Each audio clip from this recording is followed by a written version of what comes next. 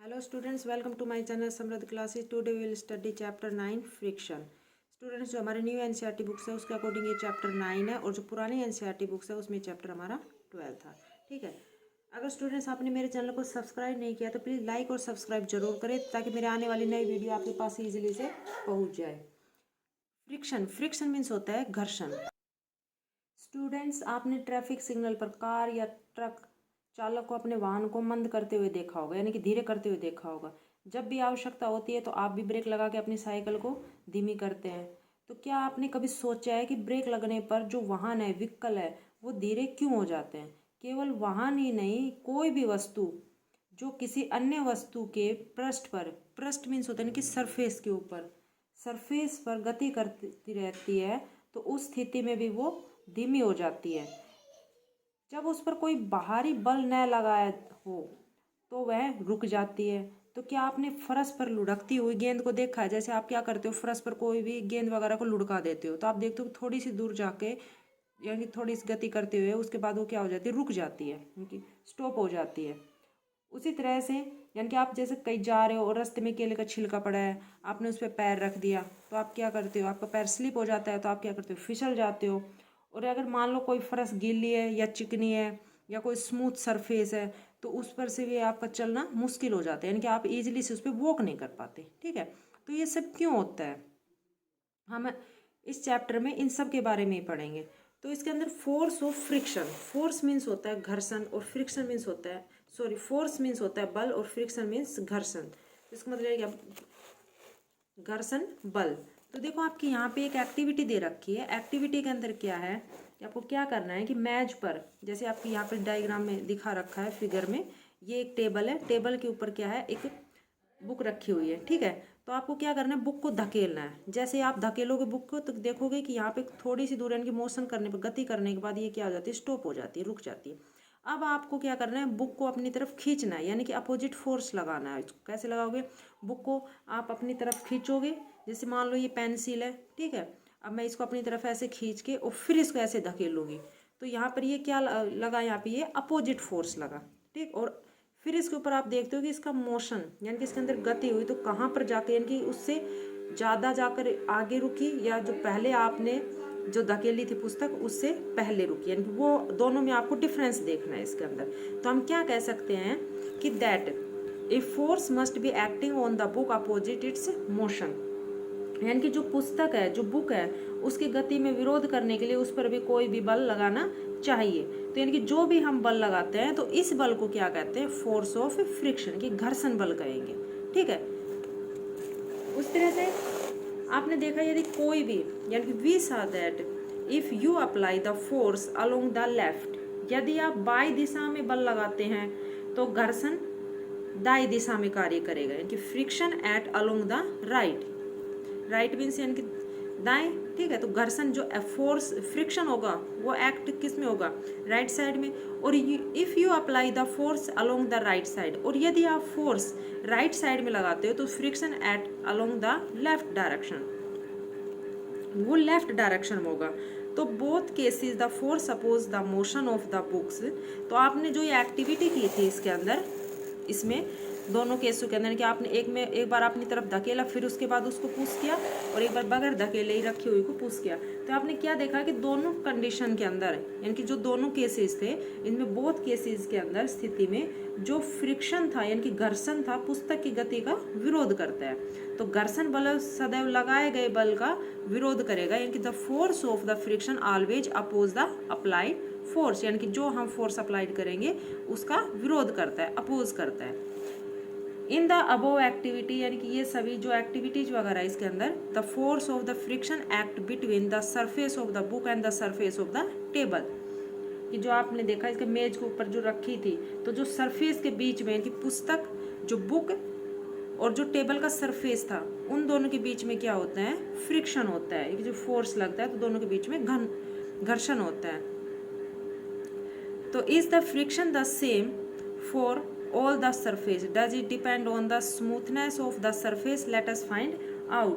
तो क्या सभी पृष्ठों पर, यानी कि जितने भी पृष्ठ मीन्स होता है सरफेस, यानी कि सभी सरफेस पर जो समान घर्षण बल लगता है, क्या यह सरफेस के चिकने पर निर्भर करता है। यानी कि जो सरफेस, मान लो अभी जैसे आप कोई प्लेन जो टेबल के ऊपर आपने धकेला तो ये तो स्मूथ थी मान लो इसके अंदर, तो यहाँ पे आपने देखा कि धकेल दिया, तो धकेलने के बाद आप सोचोगे कि स्मूथ थी, इसीलिए इसकी स्पीड थोड़ी गई है। जैसे खुरदरी जगह पे कोई भी चीज़ धकेलते हो तो वो गति करते हुए थोड़ी सी दूर गति करते हुए इनकी रुक जाती है, ज़्यादा गति नहीं करती।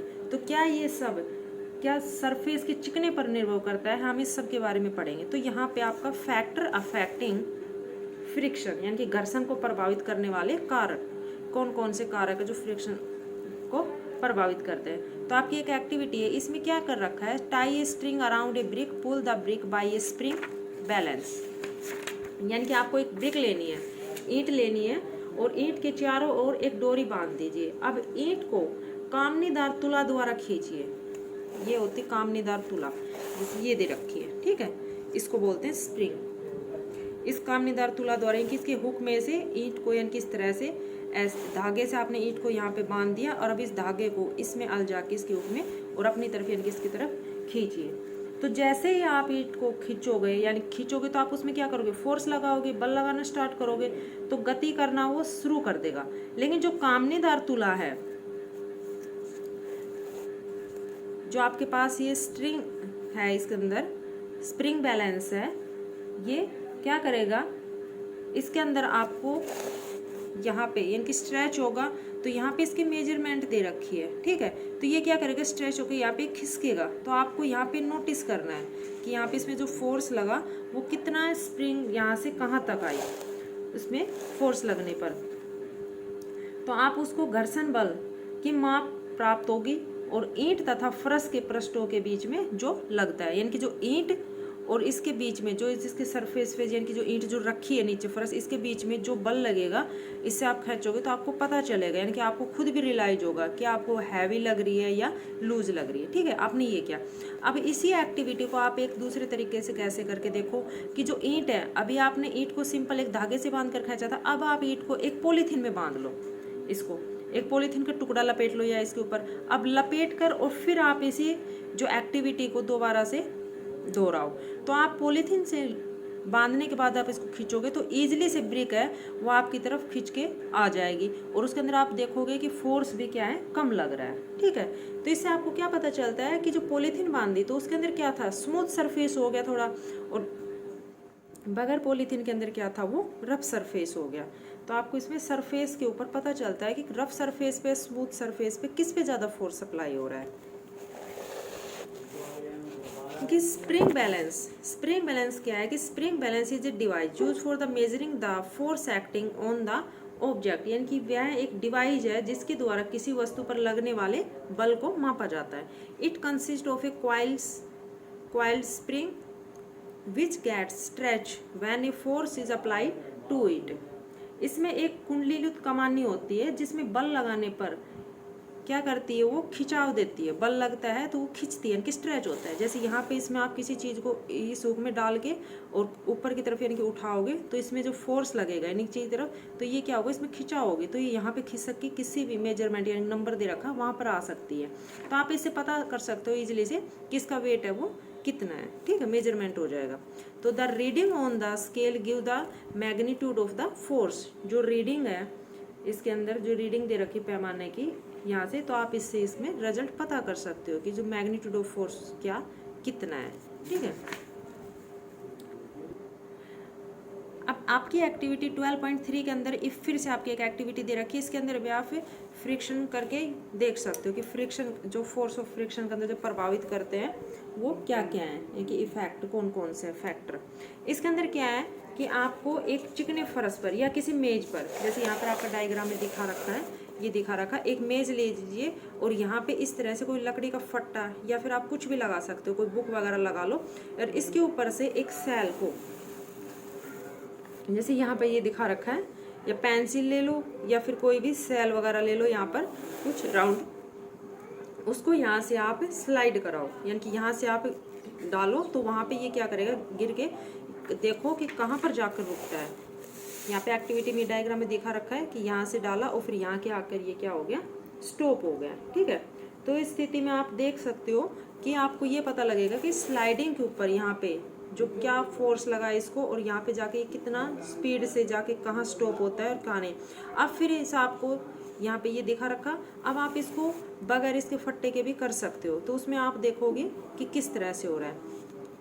अब दूसरा आपने यहाँ पे क्या था, प्लेन में जैसे दिखाया। अब आप इसी टेबल के ऊपर या एक तो कपड़ा बिछा दीजिए, ठीक है, या फिर आप कपड़े के अलावा कुछ भी आप पॉलीथीन वगैरह रख दीजिए जो बिल्कुल खुरदरा ना हो।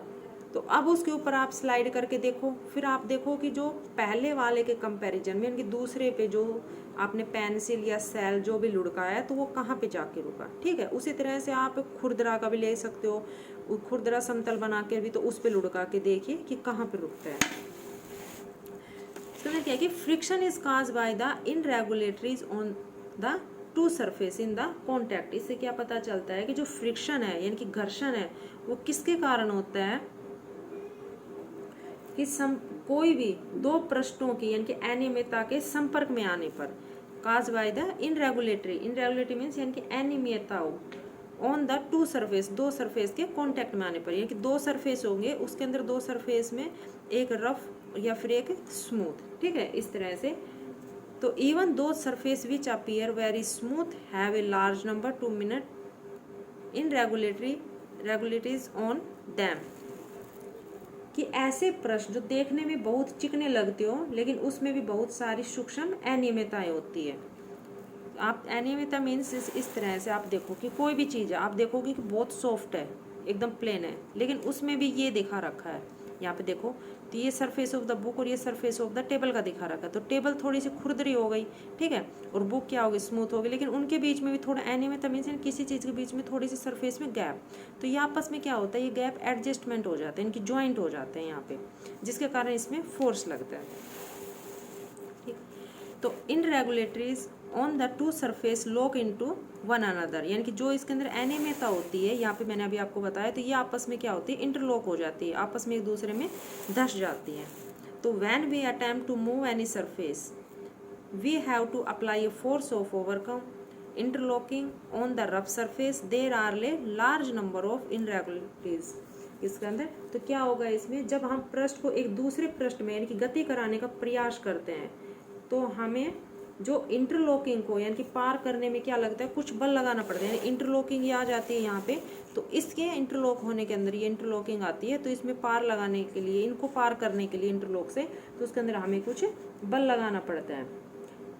तो जो खुरदरा पृष्ठ होता है यानी कि जो रफ होता है, इसमें क्या है, अधिक संख्या में अनियमितताएं होती है, यानी कि इंटरलॉक यहाँ पे जो होता है इनरेगुलेटरीज जो खुरदरे के अंदर ये बहुत ज़्यादा होगी, लेकिन स्मूथ के अंदर क्या होती है, ये कम होती है। तो जो खुरदरा होता है उसके ऊपर जो फोर्स ऑफ फ्रिक्शन होता है वो क्या होगा, ज़्यादा होगा, ठीक है, जो रफ सरफेस होगा। तो the force of friction is the greater if A rough surface is the involve, यानी कि रफ सरफेस इन्वॉल्व होगा तो उसके फोर्स ऑफ द फ्रिक्शन क्या है, ग्रेटर होगा, ज़्यादा होगा।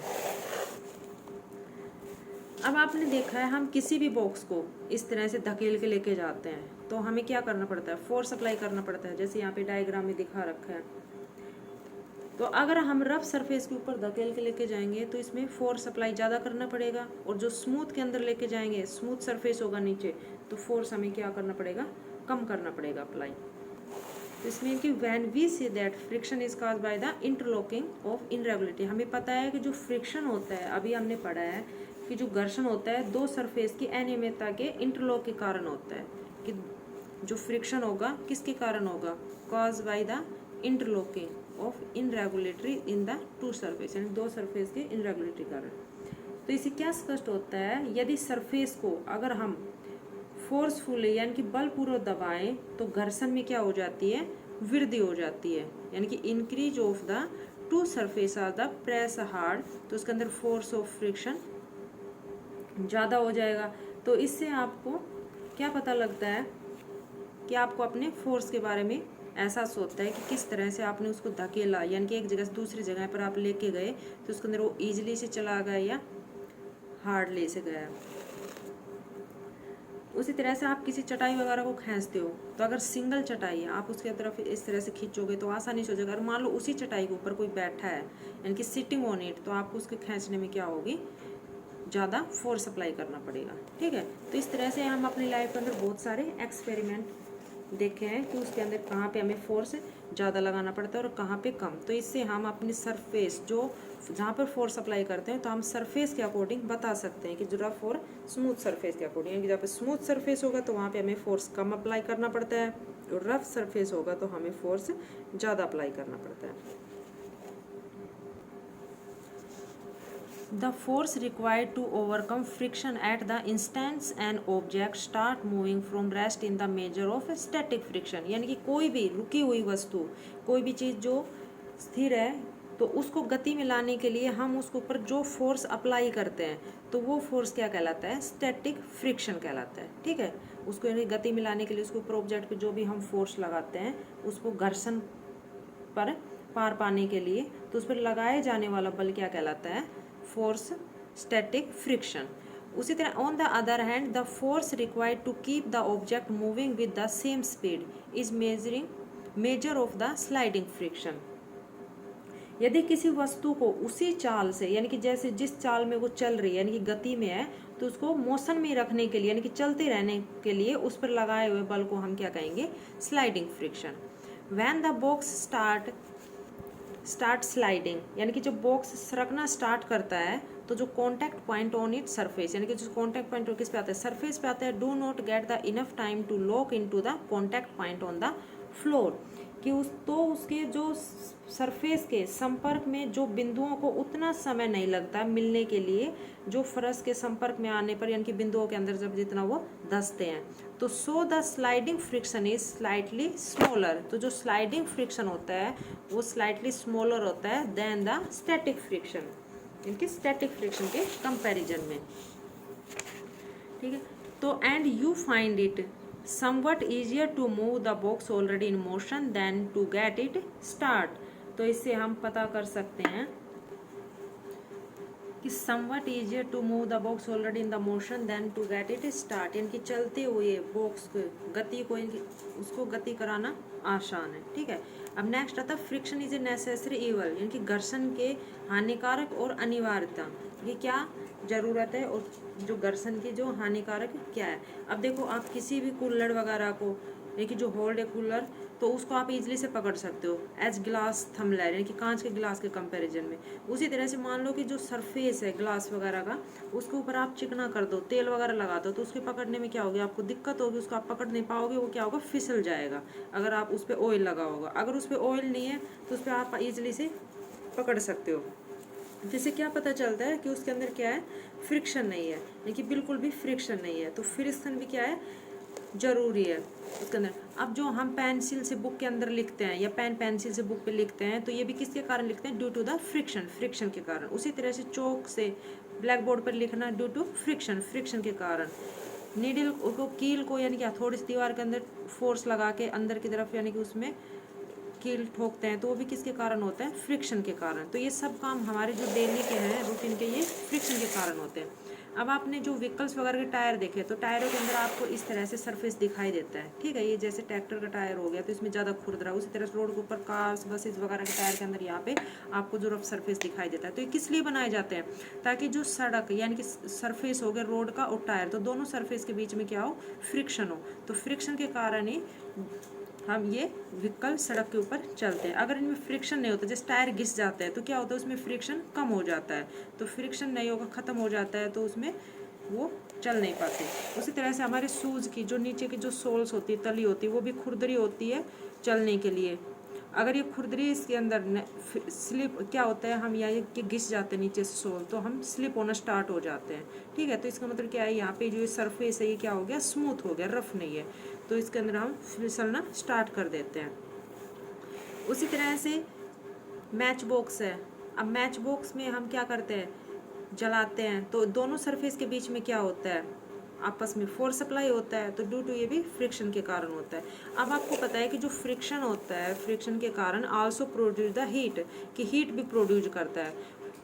आप सर्दियों के अंदर क्या करते हो? अपने हैंड को रब करते हो आपस में एक दूसरे, जब डायग्राम में दिखा रखा है, तो रब करने पर आप क्या फील होती है? हीट की फील होती है। तो ये भी फ्रिक्शन के कारण आपको क्या होता है? हीट फील होती है। तो इससे क्या पता चलता है कि friction can also produce the heat, यानी कि हीट प्रोड्यूस करता है। तरह से आप मैच स्टिक के अंदर जलाते हुए मैंने आपको बताया, तो उसमें भी जो हीट प्रोड्यूस होती है, रफ सरफेस पे और एक स्मूथ सरफेस जो आप लेते हो, तो catch the fire, fire catch कर लेता है। अब आपने ऑब्जर्व किया होगा जो मिक्सचर का जार होता है वो भी आप जला के रखते हो, चलाते हो मिक्सचर को काफ़ी टाइम तक खाली, तो उसके अंदर वो क्या हो जाता है, जार गर्म हो जाता है। तो इससे क्या पता चलता है कि उसमें भी जो हीट होती है कि हीट प्रोड्यूस करता है। When A machine is operator, heat generator cause much wastage of the energy. We shall discuss the way of the minimizing friction in the following section. कि वास्तव में जब हम किसी मशीन का यूज करते हैं यानी कि उपयोग करते हैं तो घर्षण से जो उत्पन्न होती है हीट, तो उसके कारण अत्यधिक क्या हो जाती है, एनर्जी वेस्ट हो जाती है। तो इसमें हम जो भी घर्षण को कम करने के उपाय हैं उसके बारे में पढ़ेंगे। इंक्रीजिंग एंड रिड्यूसिंग फ्रिक्शन, यानी कि फ्रिक्शन को, घर्षण को बढ़ाना और कम करना कैसे करते हैं। देखो यहाँ पे आपने ही देखे हैं टायर वगैरह इसके अंदर, तो ये क्या होते हैं, रफ सरफेस के होते हैं, मैंने अभी आपको बताया। तो इनमें क्या होते हैं, खांचेदार होते हैं यहाँ पे।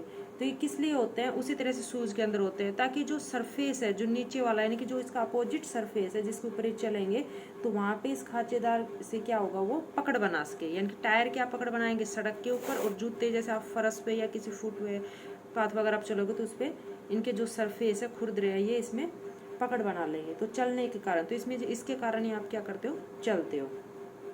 उसी तरह से आप देखते हो जो साइकिल जो चलती रहती है या फिर कोई भी व्हीकल वगैरह आता है, तो हम क्या करते हैं, साइकिल की वजह से साइकिल चलती है तो उसमें पैडल मारते रहते हैं, लेकिन जब हमें ब्रेक लगाना होता है तो हम ऊपर से इनकी ब्रेक लगाते हैं, ना कि जो पैडल मारते हैं पैर वाले से उससे। तो उसमें क्या होता है, जब ब्रेक लगाते हैं तो उसके अंदर जो साइकिल के अंदर जो पहिए में जो ब्रेक पैड होता है, वो पहिए के स्पर्श में आने के बाद और फिर उसको एकदम से वो ब्रेक लीवर को दबाते हैं, तो जो पैड घर्षण के कारण जो रिम की गति होती है उसको वो रोक देता है, जिससे पहिया गति करना बंद कर देता है। ठीक है। उसी तरह से कबड्डी वगैरह गेम वगैरह जो खिलाड़ी होते हैं खेलते हैं, तो उसमें एक दूसरे जो प्लेयर होते हैं पकड़ने के लिए अपने हाथों में क्या लगाते हैं, सोयल लगा लेते हैं, मिट्टी लगा लेते हैं, ताकि उनकी पकड़ होती है वो क्या बन जाए, मजबूत बन जाए, और अपनी जो अपोनेंट यानी कि जो दूसरा खिलाड़ी होता है उसका आसानी से पकड़ सके। उस तरह आप देखा होगा जो जिम्नास्टिक होते हैं कि जिम्स वगैरह के अंदर जाते हैं तो उसके अंदर अपने हाथों पे कुछ सब्सटेंसेस लगाते हैं, तो वो भी क्या करते हैं, increasing of the friction, better grip, कि फ्रिक्शन को बढ़ाने के लिए। आप कैरम बोर्ड खेलते हो तो कैरम बोर्ड के अंदर गोटी को जैसे आप फिसलाते हो, धकेलते हो, तो जो कैरम बोर्ड का जो सरफेस होता है लकड़ी का होता है, तो क्या होता है, खुरदरा होता है, तो आसानी से वो स्लिप नहीं हो पाता, रुक जाता है बीच में। तो आप इस पर पाउडर छिड़क देते हो। तो पाउडर क्यों छिड़का जाता है, ताकि जो गोटी है वो ईजिली से उस पर फोर्स कम लगे और वो ईजिली से फिसल के आगे जा सके। ठीक, तो इसके अंदर भी ये क्या, इंक्रीजिंग ऑफ फ्रिक्शन, कि फ्रिक्शन बढ़ाने के लिए किया जाता है। अब जो friction in order to increase efficiency के लिए जो फ्रिक्शन है, जो गतिशील पुर्जों के बीच में इंक्रीजिंग जो एफिशिएंसी होती है, व्हेन ऑयल, ग्रीस और graphite is applied between the moving part of A machine. जो मशीन के कुछ मूविंग पार्ट होते हैं, गतिशील होते हैं, उसके अंदर आप क्या लगाते हैं, ऑयल लगाते हैं, ग्रीस लगाते हैं, ग्रेफाइट अप्लाइड वगैरह करते हैं। तो इसके अंदर क्या होता है, ये a thin layer of formed there and moving the surface do not directly rub against to each other, यानी कि एक थिन लेयर बन जाती है इन सबकी, और फिर वो आपस में एक दूसरे से इनकी रब नहीं करते, यानी कि घिसते नहीं, जैसे आवाज़ करने स्टार्ट करते रहते हैं तो वो आवाज़ नहीं करते, कि स्मूथली से चलना स्टार्ट कर देंगे, सरफेस उनका एक तरह से स्मूथ हो जाता है। तो जो इंटरलॉकिंग इनरेगुलेटरीज होती है वो अवॉइड टू ग्रेटर एक्सटेंट, जो क्या होती है वो ख़त्म हो जाती है, इनकी दूर हो जाती है। जो इंटरलॉकिंग होती है इनकी इनरेगुलेटरी अवॉइडेड, यानी जो इनरेगुलेटरी होती है उसको अवॉइडेड कर देता है। ठीक है। मोमेंट बिकम स्मूथ, और जो मोमेंट होता है वो क्या हो जाता है, स्मूथ हो जाता है, चिकना हो जाता है। The substances which reduce friction are called lubricant, यानी कि जो सब्सटेंस फ्रिक्शन को कम करने के लिए यूज किए जाते हैं वो क्या कहलाते हैं, लुब्रिकेंट कहलाते हैं। यानी इसके अंदर ऑयल, ग्रीस, ग्रेफाइट, जो भी पाउडर वगैरह हम जो यूज करते हैं वो सारे क्या हैं, लुब्रिकेंट है। In some machines it may be the advisable to use oil and lubricate. इसमें जो मशीनों के अंदर कुछ लुब्रिकेट किसमें, तेल के उपयोग न करते हुए, यानी कि ये सलाह दी जाती है कि जो air cushion between the moving part is use to reduce friction, कि घर्षण कम करने के लिए जो गतिशील पुर्जे होते हैं उनके बीच में एक वायु की गति का उपयोग किया जाता है। नेक्स्ट आता है व्हील्स रिड्यूस फ्रिक्शन, इनकी पहिए द्वारा घर्षण का कम कर रहे हैं, कि पहिए घर्षण को क्या कर देते हैं, कम करते हैं। आपने इस तरह से रोलिंग बैग, यानी कि जो आपको बैक देखा होगा, यहाँ पे इसके क्या लगा होता है, व्हील लगा होता है, ठीक है। तो आप इसको ईजिली से, आप या आपसे छोटे कोई भी ईजिली से इसको हैंडल को पकड़ के इनके स्लाइड करके आसानी से ले जा सकते हो। क्यों? क्योंकि इसके अंदर क्या होता है, फोर्स कम अप्लाई होता है। फोर्स कम अप्लाई क्यों होता है कि यहाँ पे इस पर व्हील लगे होते हैं, और व्हील्स के अंदर क्या होता है, यहाँ पे इसमें स्लाइडिंग होती है। तो when one body roll over the surface of another body the resistance to it motion is called the rolling friction.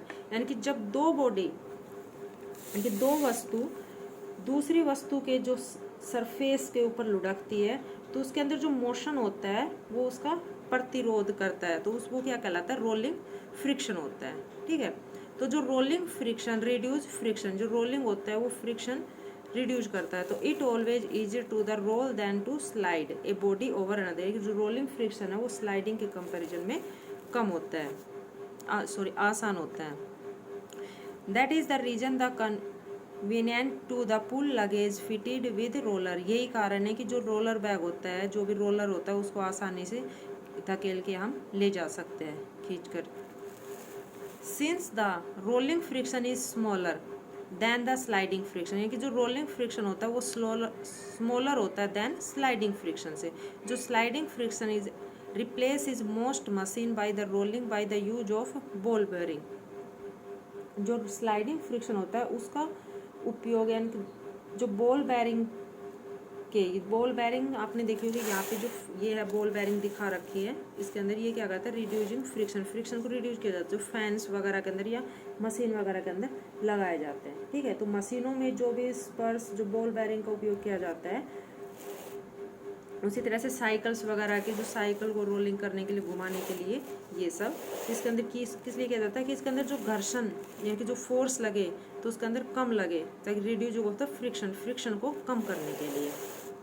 तो वही बता रहा है कि इसके अंदर मशीनों के अंदर ये बॉल बेयरिंग का यूज किया जाता है। जो common usages of ball bearing between the hubs, axles of the ceiling fan, bicycle etcetera.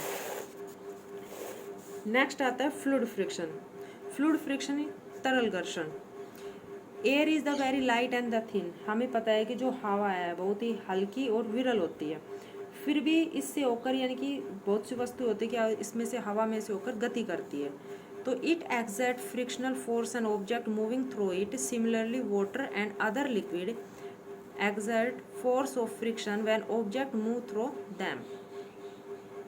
किससे फिर भी इससे होकर गति करने वाली वस्तुओं पर जो वायु घर्षण बल लगाती है, यानी कि हवा क्या करेगी, घर्षण बल लगाएगी।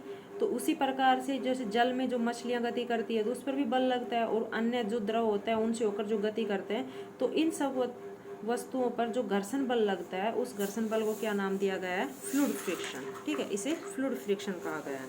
जो भी गैसीज और लिक्विड और जो एयर वगैरह के अंदर बल लगता है उसमें। तो so we can easily that fluids exert force of friction on the object in the motion through them। तो हम आसानी से कह सकते हैं कि जो फ्लूइड फ्रिक्शन होने वाली जो भी वस्तु गति करती है उस पर क्या लगता है, घर्षण बल लगता है। And the friction force exerted by the fluid is also called the drag. और जो फ्रिक्शन फोर्स पर लगने वाला बल क्या कहलाता है, ड्रैग्स कहलाता है। ड्रैग मीन्स कर्षण कहलाता है। Frictional force on an object in the fluid depend on its speed. जो फ्रिक्शनल फोर्स किसी ऑब्जेक्ट पर, इसके अंदर जो फ्लूइड के अंदर फ्रिक्शनल फोर्स लगता है, तो वो क्या करता है, स्पीड पर डिपेंड करता है। अगर उसकी स्पीड यानी कि तेज है या कम है। The frictional force also depend on the shape of the object and nature of the fluid. जो फ्रिक्शनल फोर्स होता है वो ऑब्जेक्ट की शेप पर भी डिपेंड होगा, और नेचर ऑफ द फ्लूइड यानी कि प्रकृति पर भी निर्भर होगा, उस पर भी डिपेंड करेगा। अब आपने देखा है कि जो ऑब्जेक्ट होता है मूव करता है फ्लूइड के अंदर। फॉर एग्जांपल आप बर्ड्स ले लो, ठीक है। तो बर्ड्स क्या करते हैं, मूव करते हैं कहाँ पे, एयर के अंदर या आसमान में जैसे उड़ते हैं। तो उसके अंदर उसकी जो बॉडी शेप होती है, इस तरह से जो आपके डायग्राम में दिखा रखी है, तो ये बर्ड की बॉडी शेप हो गई, और ये एरोप्लेन की। तो दोनों की क्या है, सेम है। तो इनकी जो शेप है ना इस टाइप से है, ताकि इसके अंदर जो फ्लूइड फ्रिक्शन यानी कि जो एयर का जो प्रेशर से जो इनके ऊपर फोर्स अप्लाई हो, जो बल लगे, तो इनकी जो फ्लाई करने के टाइम यानी कि जो ये उड़ते हैं, तो उस वक्त इनकी एनर्जी ज़्यादा वेस्ट ना हो, यानी कि एनर्जी कम लगे, इस अकॉर्डिंग की क्या बनी हुई है, शेप बनी हुई है, ठीक है। इसी तरह से एरोप्लेन की शेप बना रखी है बर्ड की तरह, यानी कि दोनों के अंदर क्या है, एक सिमिलरिटी है। तो इसकी एरोप्लेन की शेप भी इसके अकॉर्डिंग बना रखी है, ताकि जो एरोप्लेन फ्लाई करे तो उसके ऊपर जो एयर का प्रेशर से, यानी कि जो हवा चले, यानी कि फ्लूइड फ्रिक्शन जो इसके ऊपर लगे, तो उसके ऊपर इसमें जो एनर्जी इसकी ज़्यादा वेस्ट ना हो, ठीक है, यानी कि एनर्जी इसमें कम हो, लॉस एनर्जी हो, लॉस एनर्जी की जरूरत पड़े, ज़्यादा एनर्जी की इसके अंदर रिक्वायरमेंट ना पड़े। इस तरह जो फिश होती है, फिश भी आपने देखी होगी, उसकी शेप भी, यानी कि जो फिश की भी इसी तरह से इसके जो विंग्स होते हैं यहाँ पे, तो वो भी वाटर के अंदर क्या करती है, चलती है, स्विम करती है। तो उसके भी जो फिन्स होते हैं इसी के अकॉर्डिंग शेप के अकॉर्डिंग होते हैं, ताकि उसमें जो वाटर के अंदर जो स्विम करे तो उसको ज़्यादा एनर्जी वेस्ट ना करनी पड़े, ठीक है। तो ये सब किस लिए किया गया है, इस पर क्या पता चलता है कि जो फ्लूइड का फ्रिक्शन का भी इस पर प्रभाव पड़ता है, ठीक है। तो इसके अकॉर्डिंग की शेप वगैरह बनाई गई है। ये हमारा चैप्टर कंप्लीट हो गया। I hope you like my video. If you like my video please like और सब्सक्राइब जरूर करें। नेक्स्ट हमारा आता है यहाँ पे keywords. Ball bearings, ball bearings means ball bearing, drag घर्षण, फ्लूइड फ्रिक्शन कि तरल घर्षण, फ्लूइड मीन्स तरल और फ्रिक्शन मीन्स घर्षण, फ्रिक्शन घर्षण, इंटरलॉकिंग अंत्यबंधन, लुब्रिकेंट स्नेक एंड रोलिंग फ्रिक्शन, लोटनिक घर्षण, स्लाइडिंग फ्रिक्शन, स्पर्शी घर्षण एंड स्टैटिक फ्रिक्शन, स्थैतिक घर्षण। ये हमारा चैप्टर यहाँ पे कंप्लीट हो गया। Thank you for watching my video.